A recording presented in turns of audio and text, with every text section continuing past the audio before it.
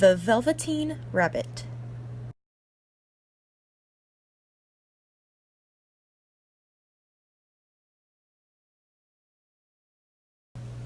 There once was a Velveteen Rabbit. On Christmas morning, he sat wedged in the top of the boy's stocking with a sprig of holly between his paws.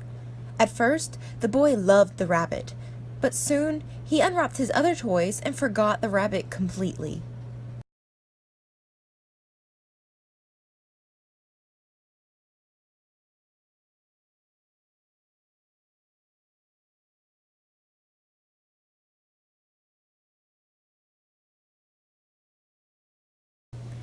After that, the rabbit lived in the toy cupboard. He was shy, and most of the bigger toys ignored him. The skin horse was different.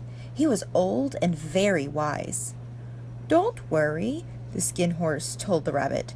"Those fancy toys will never be real."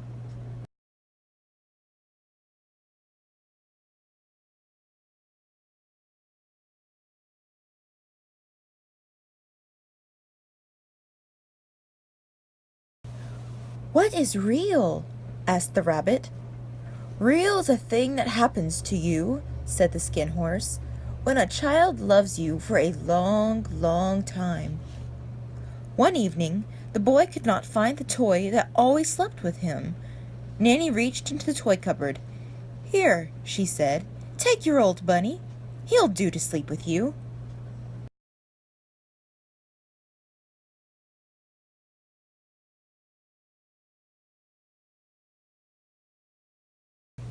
That night, and for many nights after, the Velveteen Rabbit slept in the boy's bed.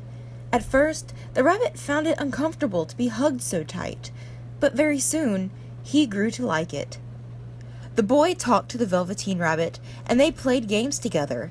When the boy dropped off to sleep, the rabbit would snuggle down close with the boy's hands clasped around him.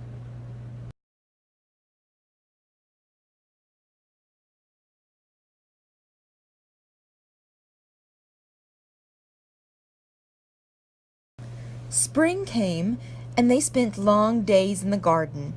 The boy gave the rabbit rides in the wheelbarrow, and they had picnics on the grass. Once, when the boy was called inside, he left the rabbit in the garden until after dark. Nanny had to find him and bring him inside.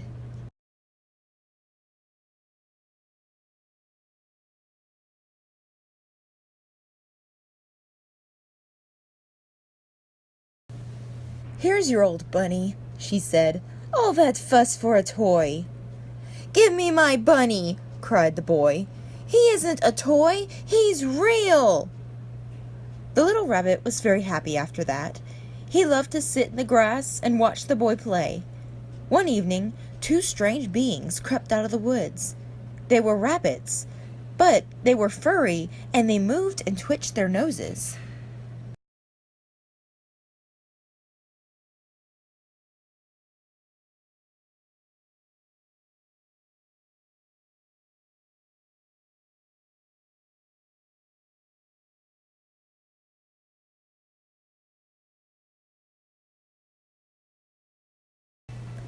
"Come, play with us," they said.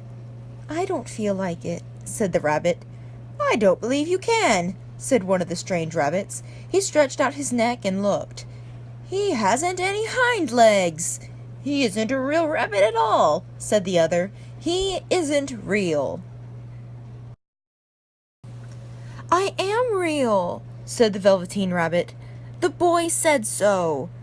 Just then the boy ran past. The two strange rabbits were frightened and disappeared. Weeks passed, and then one day the boy became ill. Strange people came and went in the nursery, but the Velveteen Rabbit lay hidden from sight. He knew that the boy needed him.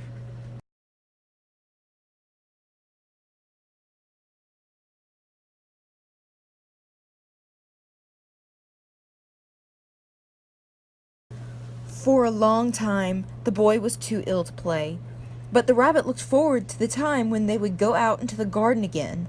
He crept up close to the pillow and whispered his plans in the boy's ear. After a while, the boy got better and could go outside for fresh air. One day, the doctor came into the room. "That old bunny is full of germs," he said. "Burn it at once."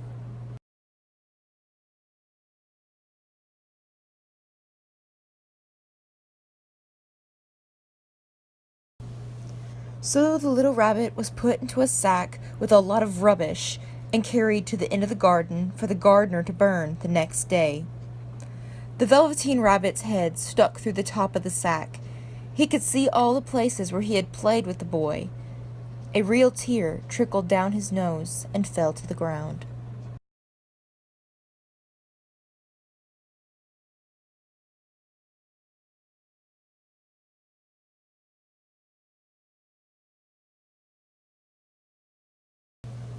Where it fell, a mysterious flower grew.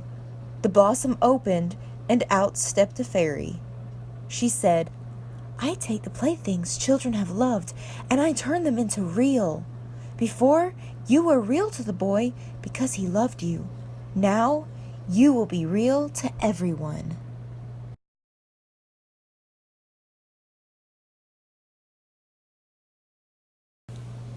She flew him to a glade where the wild rabbits danced.